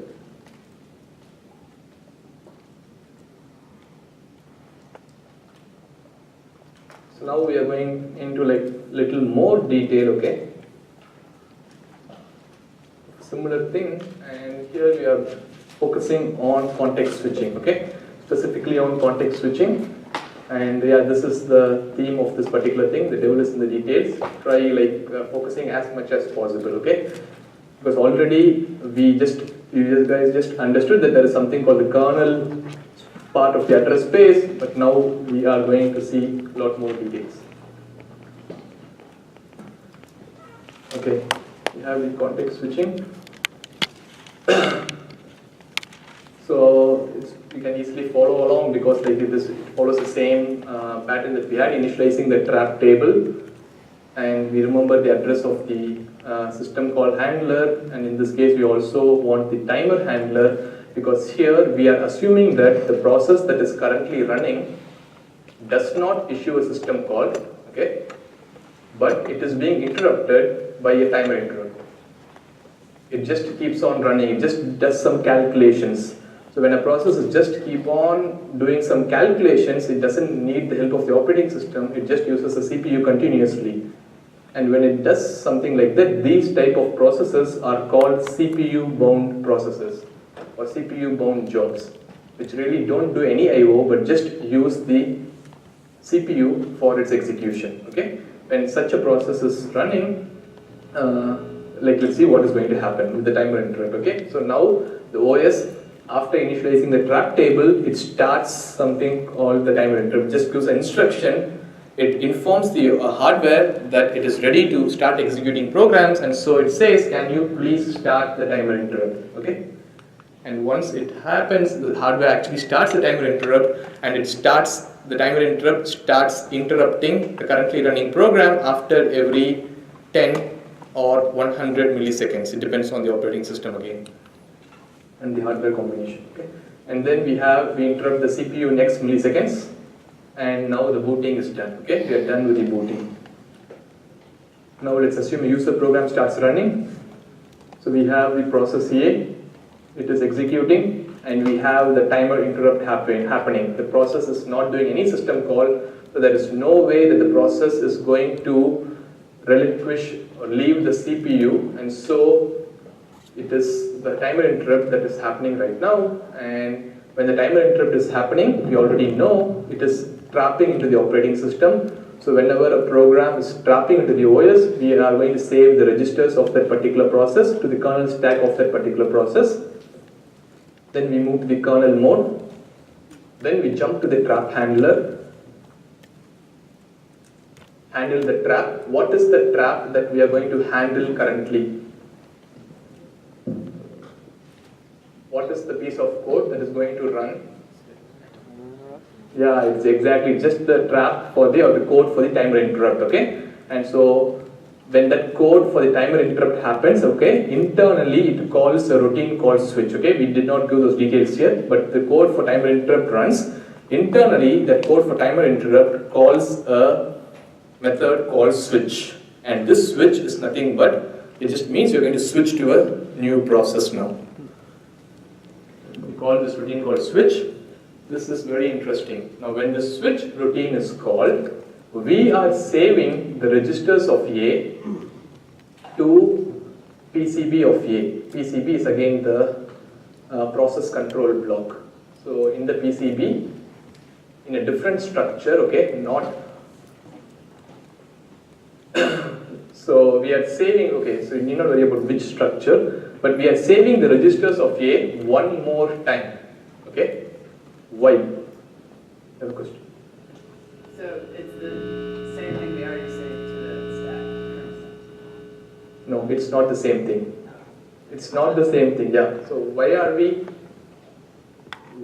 saving the registers of A one more time? Maybe I'm not going to give the answer right away. You may keep thinking, okay, let's proceed with this. Do you have the answer? Could the OS have used the registers? Is it? Yeah, maybe let's wait, let's give some time for everyone to think, but yeah, that's correct. So then we restore the registers of B. Okay, the B is the, let's assume now the operating system has decided to run the process B. Okay, that is the scheduler has just chosen process B to be the next process to be scheduled.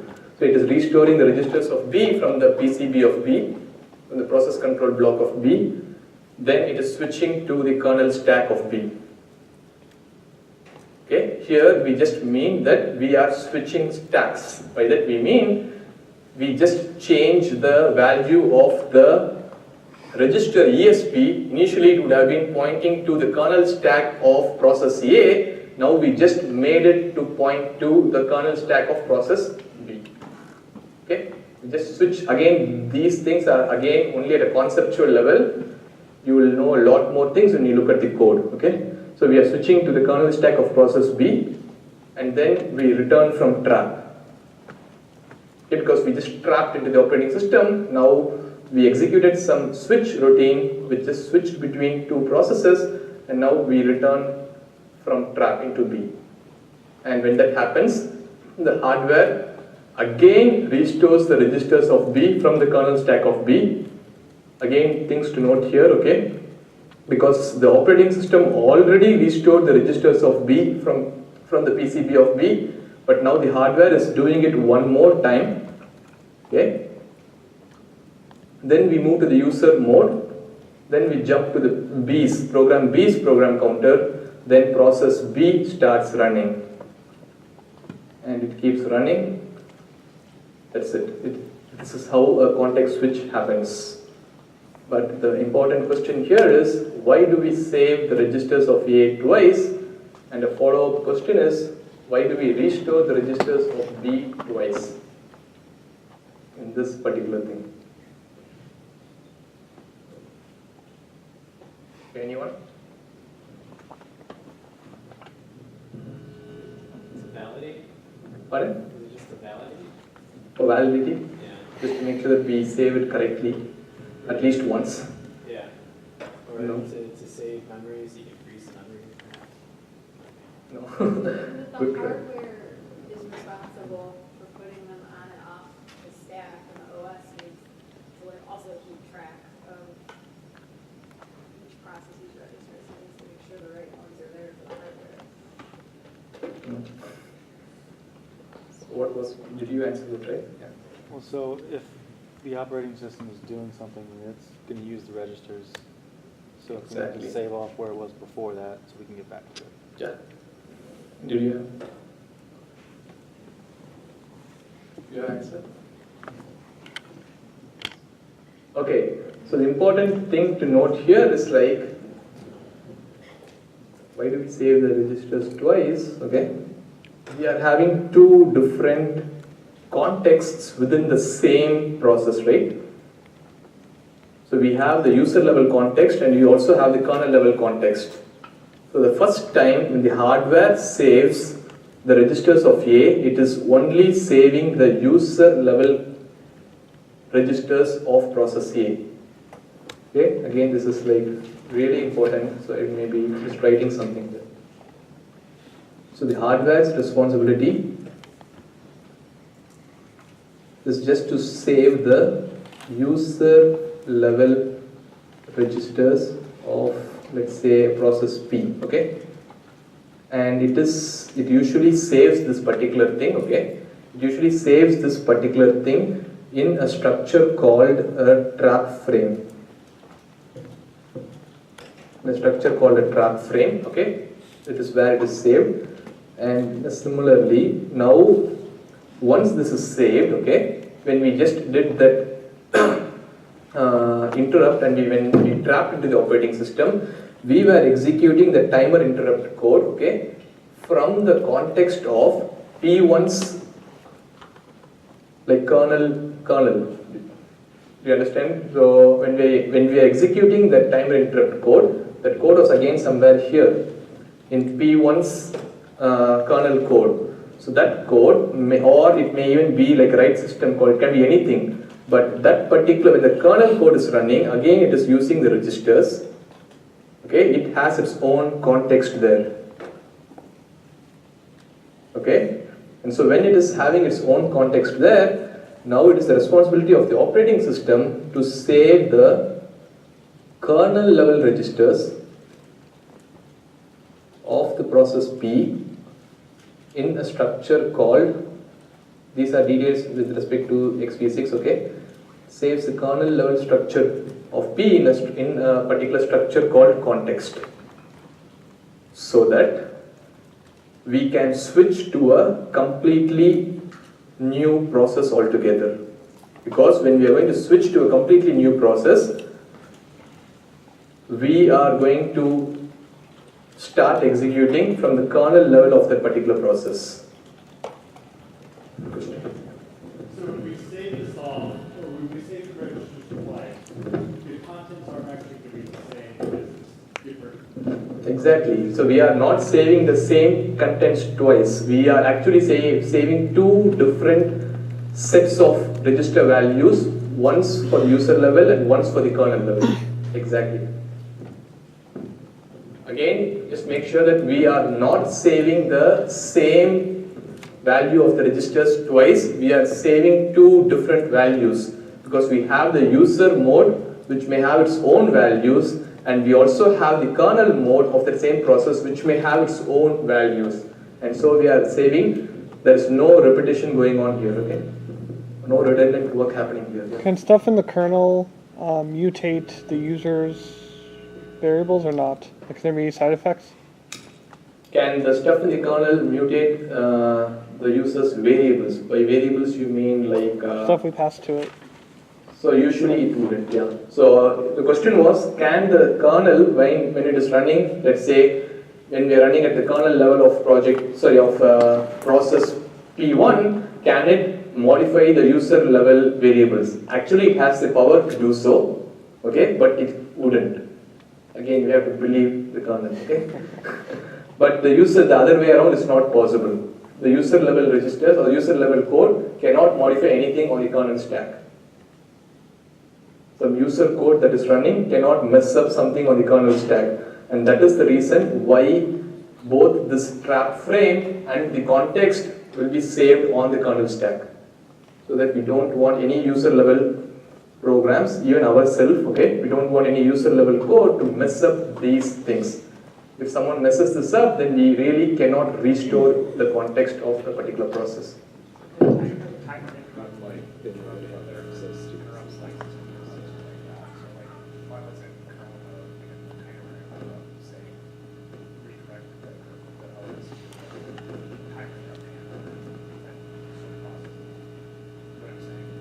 It's like running code to do like a running, for example, and then if timer interrupt happens, we'll actually stop in the middle of that and potentially switch processes. Oh yeah, it can definitely happen. The question was, okay, when the kernel mode, for example, when a write system call is executing, okay, can the timer interrupt this write system call? It can easily interrupt. It is definitely possible. At the time, some other process may be scheduled, or the OS may decide to just continue with this. It is definitely possible because timer interrupt happens every X milliseconds. Whenever that happens, the timer interrupt handler starts running. Earlier it said it was, you're saving the user level registers on the kernel stack. Is that the same thing as the trap frame? Or? Yeah, exactly. So we were saying like we were saving the user level registers on the kernel stack, right? We are saving it on the kernel stack, but we are saving it in a structure. We are putting it inside a structure called the trap frame, and we are just saving that structure on the kernel stack. So diagrammatically, it may look like this. Let's assume if this is again the processor's address space, again the user level, the kernel level, and let's assume if this is the kernel stack. Whenever a context switch happens, initially the first thing, let's assume there is some value already here, okay? The first thing that gets saved here on the kernel stack is nothing but the trap frame. which is the user level registers values. And immediately after that, we will have the, actually there may be a lot more details, but conceptually this is what is happening. We will also save the context of the particular process. It's the context in the sense here, by context we mean the kernel level registers context, because we put that in a structure called context and then save it here. Okay, these are done in the kernel stack, this whole thing. So now if this is the case, then the kernel stack, the ESP actually is pointing here. And this, as of now, this again diagrammatically these things are valid, but when you look at the code, there may be much more details going on. This particular thing is the kernel stack of this particular process. Okay, and so when we are, if you think about it. So you said that the OS saves registers to the PCB, so, and that's the context, so the PCB is in the KStack? So exactly, so we said like the OS saves some registers to the PCB. Actually, if you think about it, it actually saves it to the structure called context, and we have a pointer from the PCB to this context. So the PCB is just pointing it to this context, exactly. The rest of the PCB, where in the address space is that? So some of the other information. Yeah, those are like great questions. So one of the questions here is like, where does the PCB even reside, right? In this case, where does the PCB reside?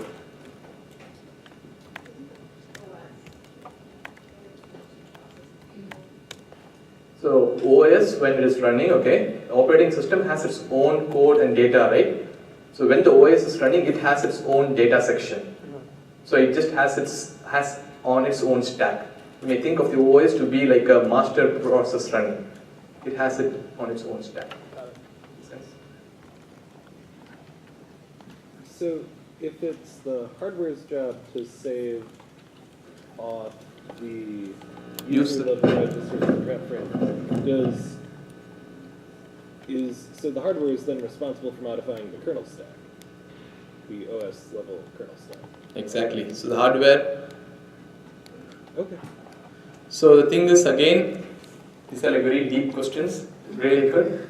So the hardware, when it is like trying to like store something on the like the kernel stack, it is like it really the answer is it really knows where exactly to save for a particular process when it is running. And how does it know? Can you think about how does the OS, how does the hardware know where exactly to save the trap frame on the kernel stack?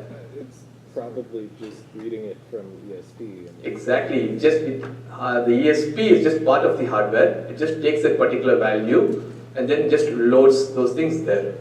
Awesome. Is that purely circuitry, or is there firmware that's like helping that logic? It will be like a combination of both. Great questions. Any other question till now?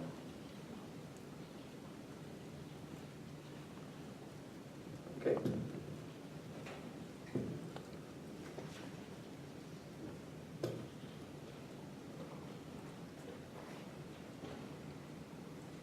Yeah, so just saw the answers for these two things. Why do we save the registers of A twice and B twice?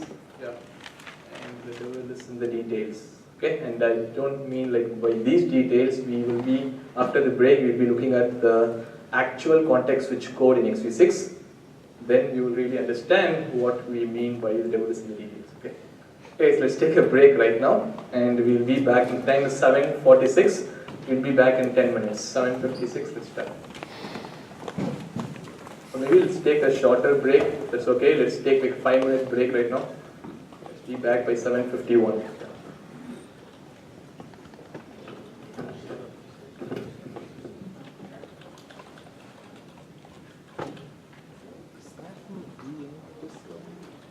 What?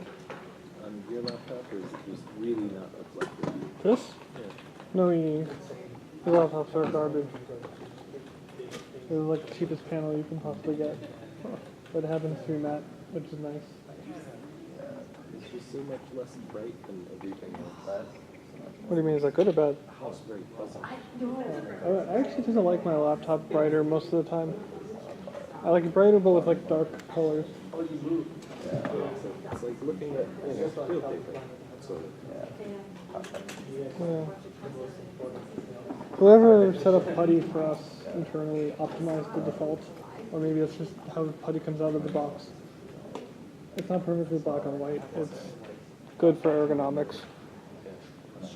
Okay, how the hell is this PuTTY? Record cost. That's the problem.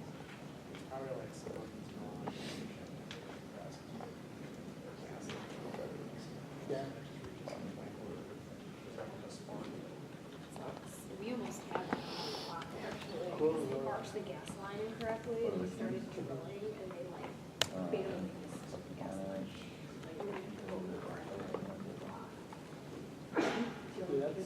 That's frustrating. Okay. We didn't hear anything go really